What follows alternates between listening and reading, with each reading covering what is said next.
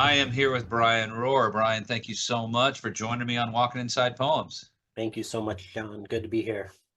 Looking forward to talking about William Stafford and a poem I've got the poem through the New and Selected the way it is, though I'm sure it's appeared several other places. There you go. Uh, and looking forward to that. Why don't we start though with my traditional opening here is for my guests to give a little bit of a bio, say give us an idea of who you are, and know that I will have show links in the show notes to you so people can find out more about you. But just give us kind of an overview of who you are, Brian. Yeah, thank you so much. I'm Brian Rohr from the suburbs of Chicago originally. I now live in the Pacific Northwest, just outside of Portland, Oregon. Um, so yeah, I'm a poet. I'm a performative storyteller. I've been a poet my whole life, or at least say since I think around fifth grade, I started writing poetry. Um, and how do I say? I didn't formally study poetry. This wasn't something. I didn't go get my MFA in poetry or anything like that. I learned on the street, as they say. So I'm a storyteller as well, and I like to perform basically like the old stories, the old myths, folk tales, fairy tales, sacred stories. That's going to come up later when we talk about the poem that I picked because it's very connected and very relevant to that. Okay. So, Okay. yeah, I'm also the founder and director of the Stafford Challenge, the International Poetry Project. That's how you and I know each other. Yeah. And yeah, Yeah, I am a participant, and I think I'm on poem. I think I'm day 46, something like that. that's And right. and Brian, thank you so much for starting that project. I have dabbled over the years, written a lot of poems. I'm probably I'm a retired executive professor at Texas A&M University, which is my primary gig, but I've been a singer-songwriter most of my life, and that's my main creative outlet. Dabbled in poetry for many years, but have been getting more and more interested in writing more in the last year or so. And when I discovered, actually, Jane Hirschfield turned me on to no Naomi Shihab Nye, I think, turned me on to you and the project. And I got to tell you, man, in these last 40 some days, I've written not only have I written poems that I never would have written, I'm damn proud of a lot of them. And I'm really sort of daunted by the fact that 365 days, man, we have another 280 days or 320 days to go. It's kind of crazy, but it's wonderful. So thank you for starting that. Sounds good. And maybe for the people who are watching who have no idea what we're talking about, You let's just give like the 2 second please. what it is. So the Stafford Challenge is a commitment to write a poem a day for a year.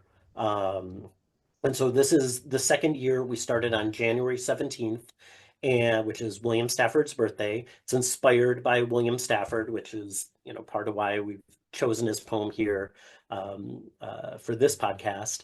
And he was known for waking up every morning and writing a poem or a piece of a poem or an idea of a poem. But we like to say, he wrote a poem every single morning, and that was kind of the inspiration for this. And so people all over mostly the US, but all over the globe have signed up to be part of this commitment. So Yeah, yeah. Again, thanks. Back on your bio, and we yeah. probably want to get moving along, but I do have to ask you one question. How does a Chicagoan, get to Pacific Northwest? I thought you were going to ask me how does a guy from Chicago get to the mythic realm? See, now I got to the Pacific Northwest a little bit easier. When I graduated from university in '99, I went on a road trip with a friend. A good thing to do. My schooling commitments were over. I could hop on the road, and we went for a month, heading west.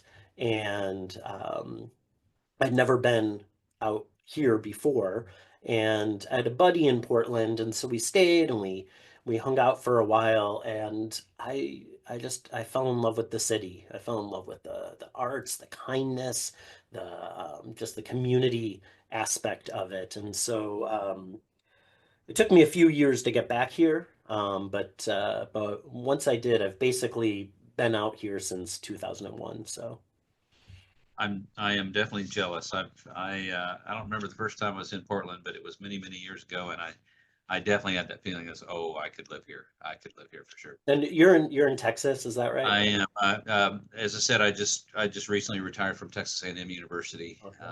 here in College Station, Texas, and my wife's family are here, and Okay. my family's scattered all over. So with kids we have and grandparents and all that, we're going to be here for a while. But Portland is sort of on a short list of places we might want to eventually move to when we're empty nesters. So anyway, let's get into Make it this. out this way. Look me up. Definitely will. I have a few friends up there, and it's not likely Great. you know them, but you might. Do you mind? Do you know Patterson Hood? I Drive don't. by truckers. No. Okay. All right. Well, I didn't figure we would, but okay. So I'm going to read the poem, Okay. and the poem is called "A Story That Could Be True." And just so you know, I'm going to ask you to read the poem again uh, in your voice when we come to the end of this conversation. But okay, a story that could be true, William Stafford. If you were exchanged in the cradle and your real mother died without ever telling the story, then no one knows your name. And somewhere in the world, your father is lost and needs you, but you are far away. He can never find how true you are, how ready. When the great wind comes and the robberies of the rain, you stand on the corner shivering. The people who go by, you wonder at their calm. They miss the whisper that runs any day in your mind. Who are you really, wanderer? And the answer you have to give, no matter how dark and cold the world around you is, maybe I'm a king. Nice, nice closing to this poem. As you know, we had a little conversation before we started here. As you know, I'm going to take issue with one moment in the poem, and I play the devil's advocate for the most part. And I know you got a pretty good response to that, but I actually have another sort of issue with this poem. Yeah. I adore William Stafford. I love William Stafford. I got to see him, meet him, and see him read it would have been in the late 80s. And just, not only did I really dig his poems, fell in love with the guy just being around him. What a amazing guy he was. So it's not often that I'm going to play the devil's advocate on a poem that we have, and not in a strong way, but there's two things I want to take issue with. Yeah. Before we do, you know what? Let's talk about Stafford and then a little bit, and then come Yeah. back to this. As you mentioned, he was known for writing every day. He was a pacifist. He was his very first book, I believe it was his first book, Yeah. was when he was 48 years old. So he's a late bloomer in poetry, and it won the National Book Award. Who does that? He does that. He Yeah. does. Of course But he does. he was wonderful. Uh, what and I know we could talk about him forever, and I know it was so hard to just pick one poem of his because I know you really dig him. But what in a relatively short frame, what would you say to someone about William Stafford who didn't know who he is? Yeah. So I think I said to you in the emails, like pick a poem of his, and I was just like, that's like, picking like Leonard Cohen's favorite song, your favorite Leonard Cohen song, like, Sophie's Choice, yeah. right? Yeah, for sure. And so, but with Stafford, there's so many ins. There are so many ins to his poetry there really there's something for everyone. I mean, you could be attracted to uh, nature and find your way in through his relationship with nature and the living world, or about activism. And you said he was a pacifist, and his peace work, that he does, or just like the eloquent language or storytelling that he's so great at. Maybe I am a king, Yeah, like just yeah, these turns at the end of his poems sometimes can just like hit you yeah. so hard, hit me so hard at least. Um, And if you're into kind of reality-based poems, there's something for you. But also, if you're into, kind of these mythic, esoteric, there's something for. I mean, it's really all over. Yet he's never not William Stafford. You read a Stafford poem and you're reading a Stafford poem. I don't know. And So, I would argue that my 14-year-old daughter could read most of the poems in this book and get it yeah. on a different level than you and I are going to get it. But that's one of the great things about him, is that he's deceivingly simple. A lot of them just seem like, oh yeah, he just knocked this off, and maybe he did, but probably not. And yet there's so much more depth to it than meets the eye. Yeah. Okay, a story that could be true. So let me lay on you All my other right. qualm about this. Um, as I read the poem, it is sort of a meditation on what if you're living the wrong life? What if what Hmm. could my life have been? Just big picture. Do you agree?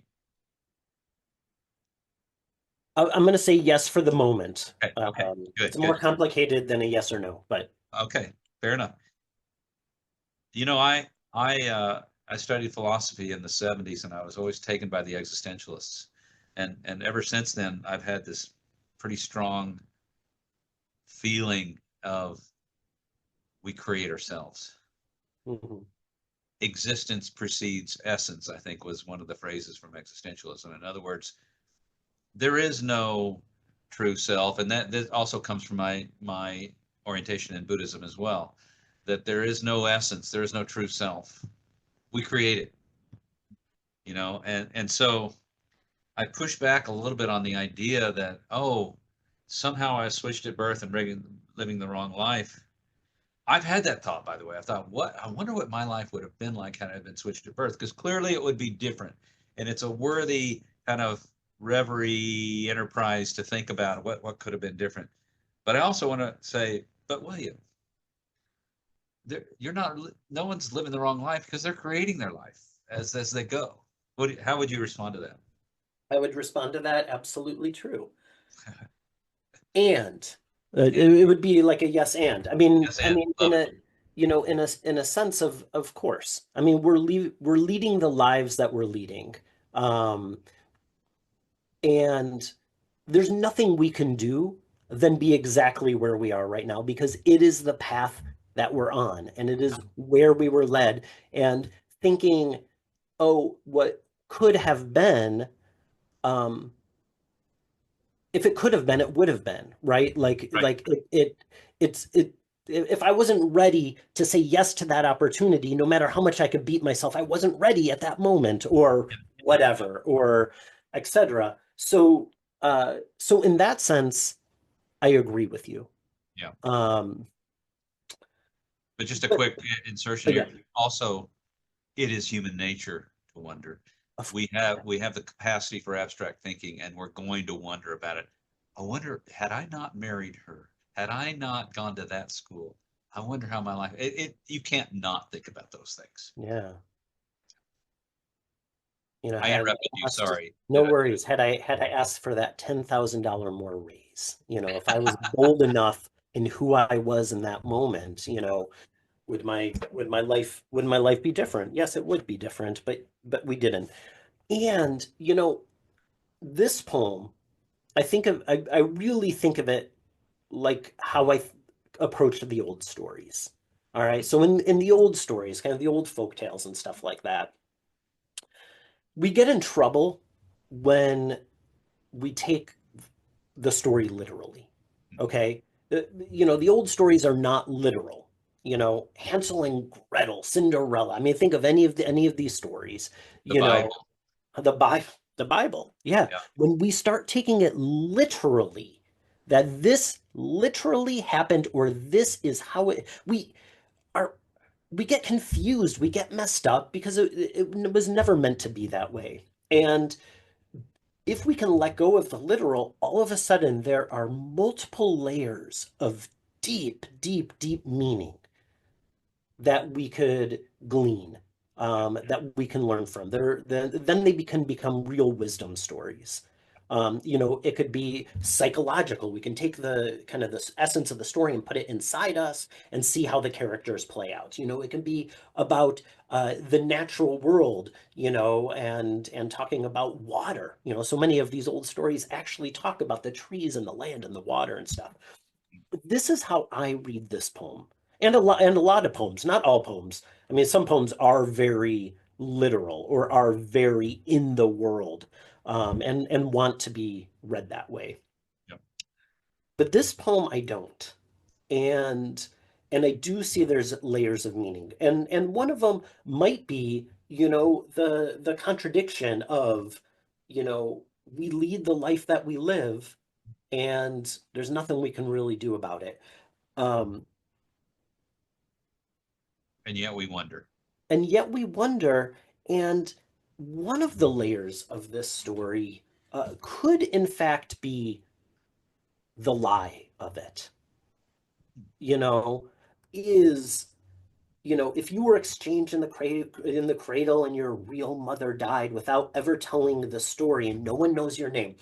Basically, if you don't know who you are and someone asks you, your answer can be anything and might as well be the boldest thing that there is. This is I'm a using king. kind of that old Western idea of kind of the pinnacle is the nobility, right? The king. But Yep. it could be maybe I'm a god or maybe I'm whatever, right? And these days, maybe I'm a venture capitalist. Not Yep. really, but and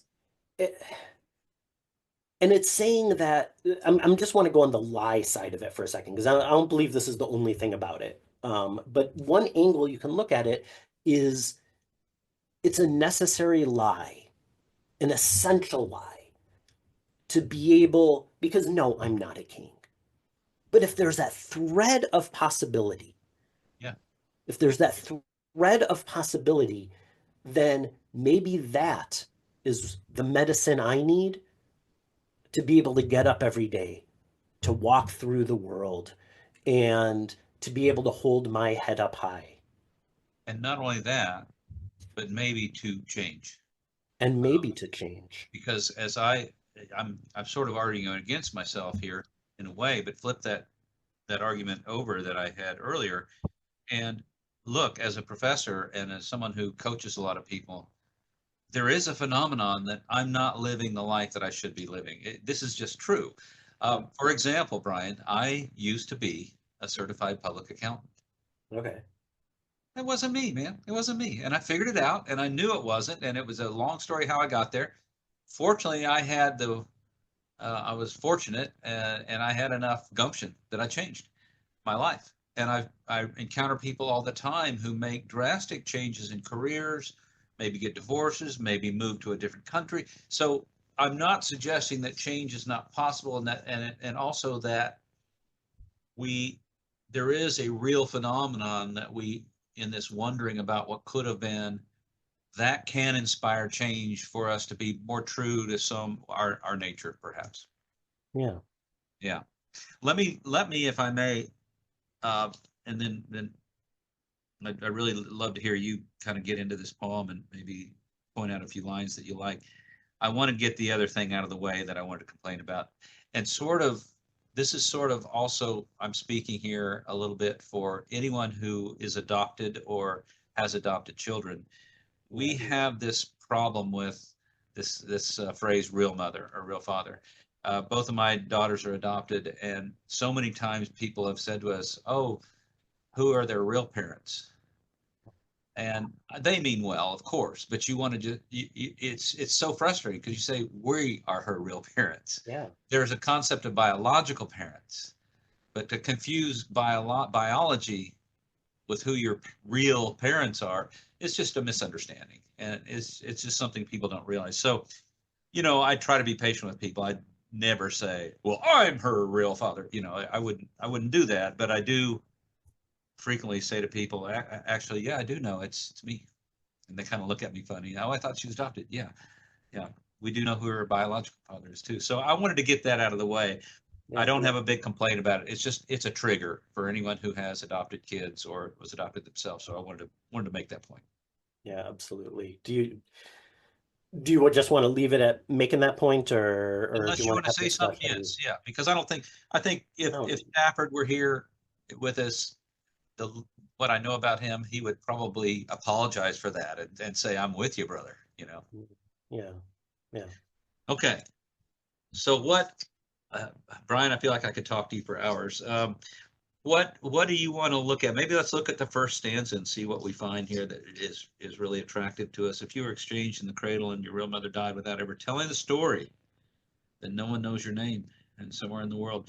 Now that's an interesting thing too, because name is not meant here to be uh, literal, as you were saying earlier. Yeah. Your name is you don't have. There's no name that comes to you at birth. Yeah. I don't know if that's true, but I Ah, mean, ah. There's an old Zen riddle that says, "What was your name before you were born?" what was your name before you were born? In Ah, a lot of not necessarily our cultures, but other cultures have existed where people kind of sing and pray to receive the name of the child. There's an idea that, names have meaning. Words have power behind it. I have a poem where I wrote that, like, names have meaning, words have power, intention, and if they do, then, our naming of a child, if it just comes from us, we're bestowing power. If we believe that we're receiving a name to give the child that is maybe essence name or something like that, then we're acknowledging that power. But either way, we're talking about essence, right? We're talking about the idea of someone's essence, and I think that's what he means here. mhm. He used the word name, and it was the right word, but we could also say, without ever telling the story, then no one knows your essence, right? And somewhere, or no one knows who you really are, Yeah, yeah, right? Is kind of what he's saying by name here. And it draws, I think, on that older idea of a name having power and essence in it. So, yeah. Actually, one of the poems I wrote for the Stafford Challenge just the other day has to do with this very same thing, ironically. okay. Uh, and what a poignant line! Your father is lost and needs you. Oh yeah. Wow, Oh. and you're And far away. and this is where, this whole stanza to me is, I know I have, and I feel like we started by talking about this a little bit, but I think, like, it's part of the human condition is to,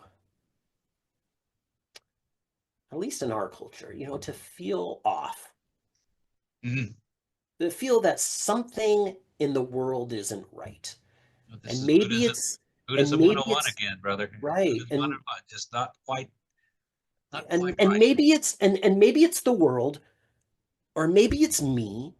I don't know exactly what it is, but something's off. I know, as a kid, that feeling confused me. Now, I see it as a source of creativity and depth and drive and searching, not drive of ambition, but drive of trying to uncover some essential truth that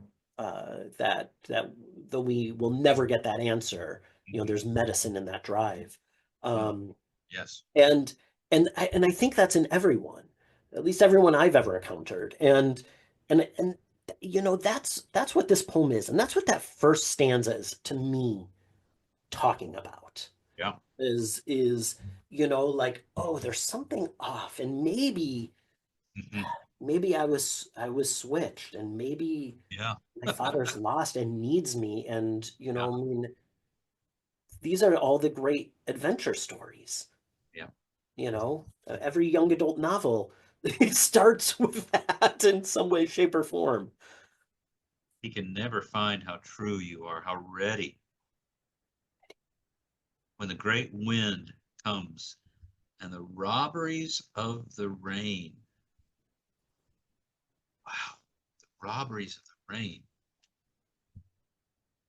I love it. I don't know what it means, but I love it. I know.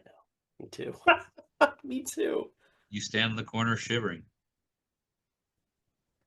The people who go by, you wonder if they're calm.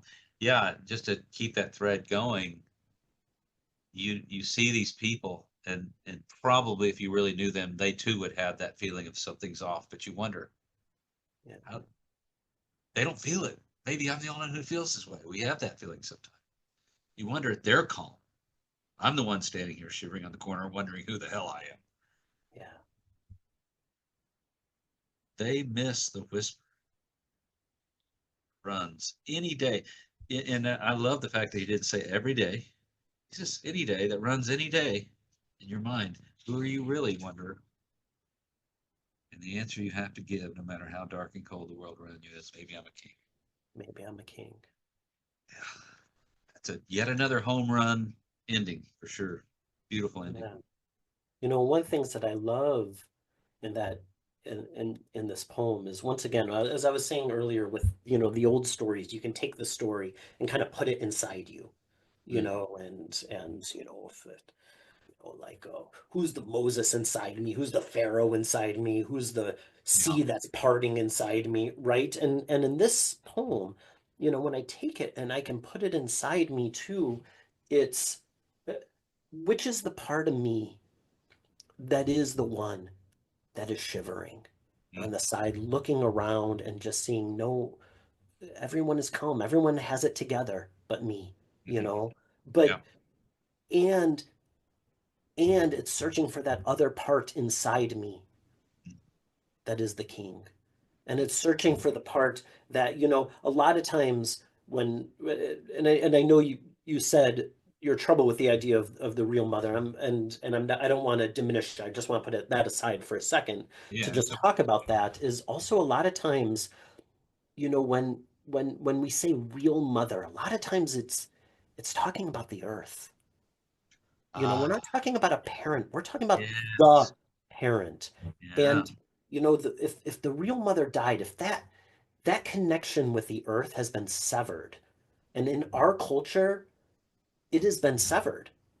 I love As much as any one of us can love being outside, going on hikes, maybe have a deep spiritual relationship with the land, culturally, we're severed from the land. I love that. And that's another level of this, right? That I love so much about this.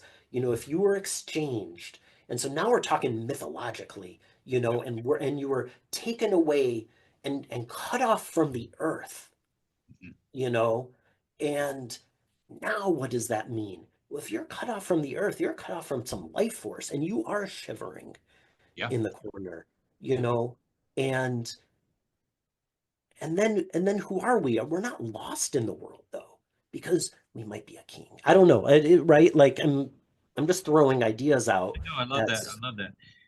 And yet another way to read this is this whole poem could be read as being really dark in the sense that I'm thinking about James Wright's poem "A Blessing" and that amazing last line, "I have wasted my life."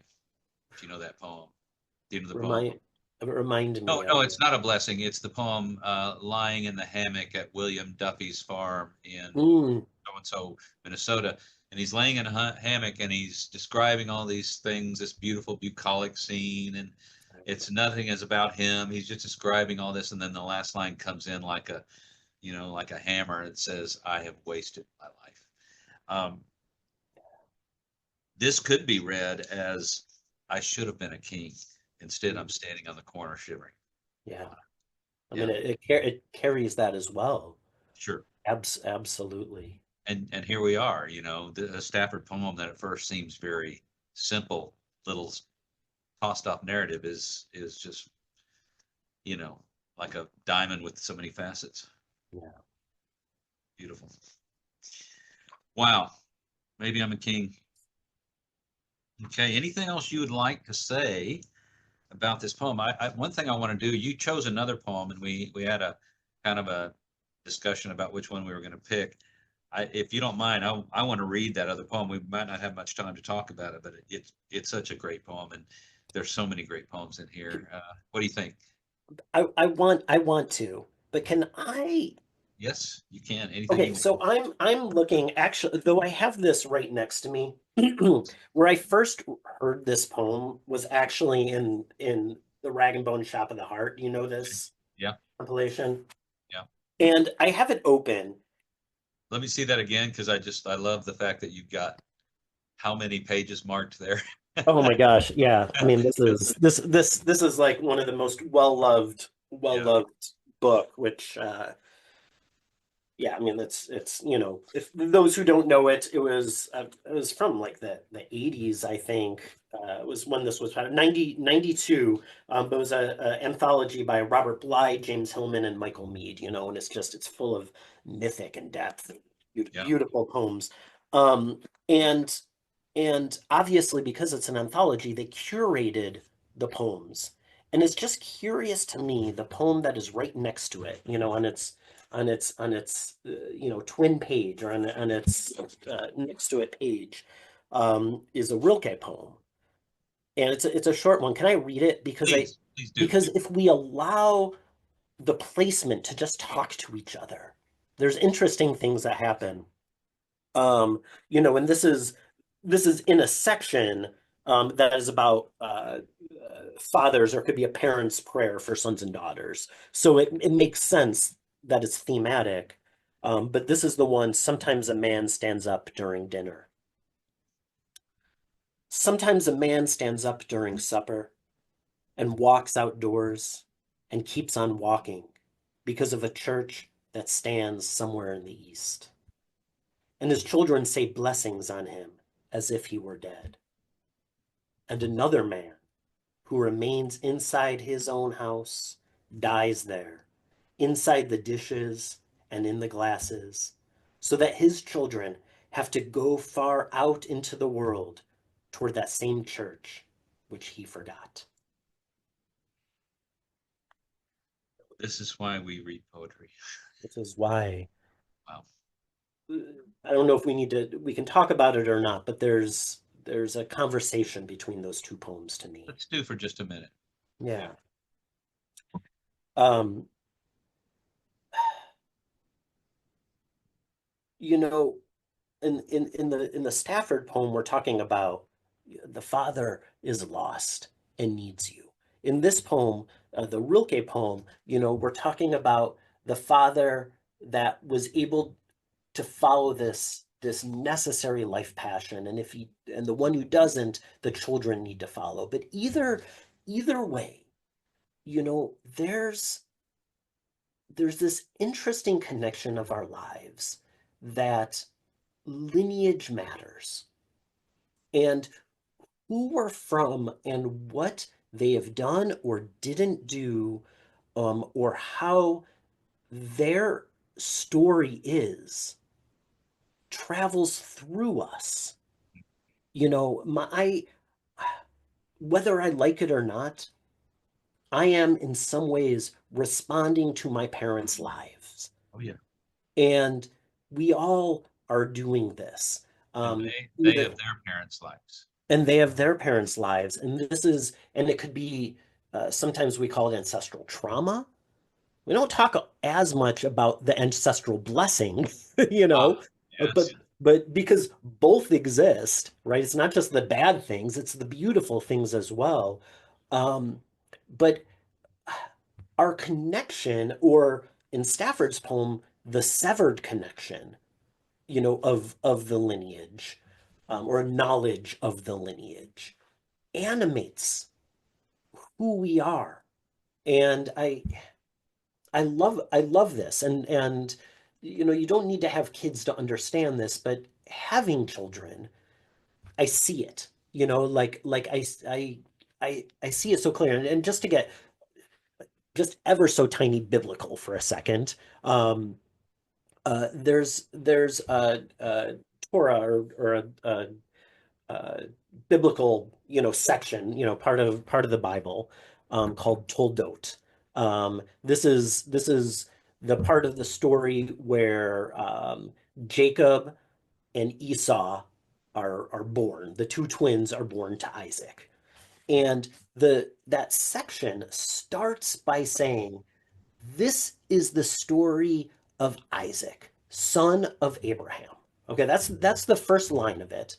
And the word story could also be generations, but the story is toldot. That's where the name of that passage comes from. So this is the story of Isaac, but then the bulk of that whole section, the bulk of that story is about Jacob and Esau. It's not about Isaac at all. It's telling us at the beginning, this is the story of Isaac, but it's about the children. And at first it's like, that is bananas, but then I think as a parent, like if someone says, Brian, how you doing? And I'm like, I'm doing well, I'm doing this. And, my son Gabriel, he's really into baseball and Charlie's into Legos, and I start talking about my kids. And Yeah. it's like, of course. And, I'm talking about that on a very simple level, but these poems are talking about that idea of lineage in a really deep way, in a really deep way.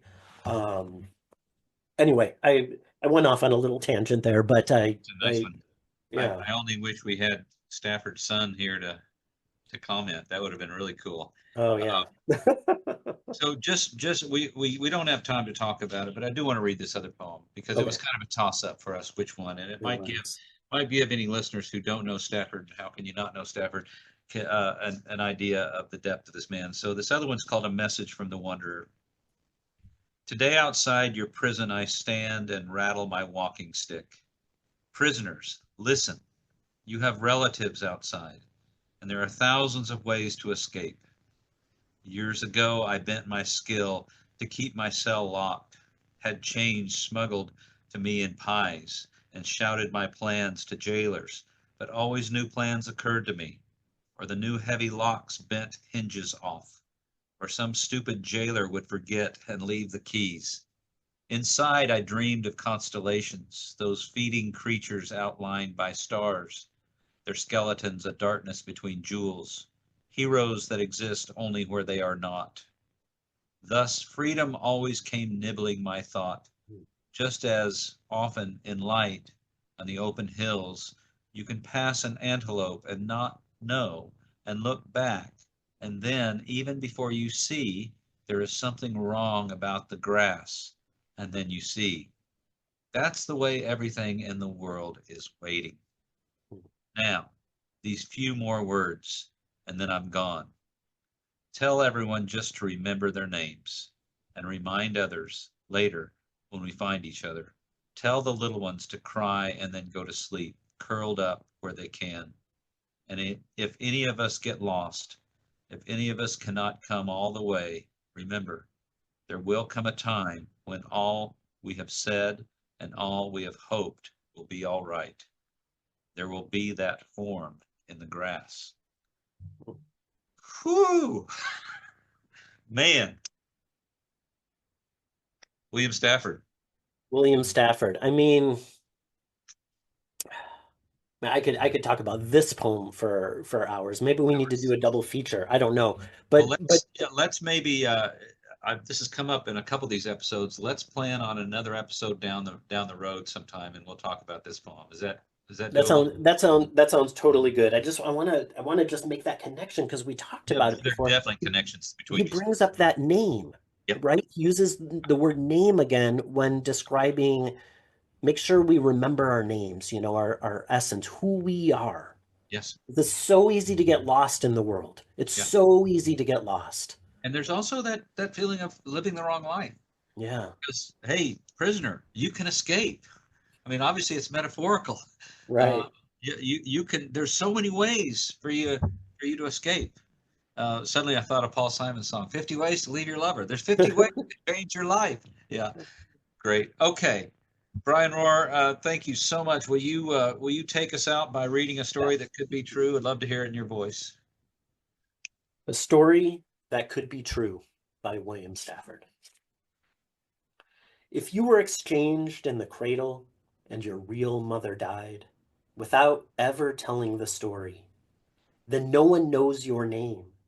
And somewhere in the world, your father is lost and needs you. but you are far away. He can never find how true you are, how ready.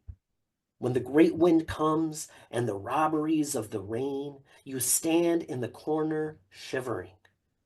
The people who go by, you wonder at their calm. They miss the whisper that runs any day in your mind. Who are you really, wanderer? And the answer you have to give, no matter how dark and cold the world around you is. Maybe I'm a king. Wonderful. Brian, thank you so much for doing this. I really appreciate it. I have a feeling we could talk for hours, and I'm very grateful to you for giving me this time. And let's do plan on another episode down the road. That sounds great. Thanks a lot, John. You take Thanks so care. I much. appreciate it. See you. Thank Take care. you.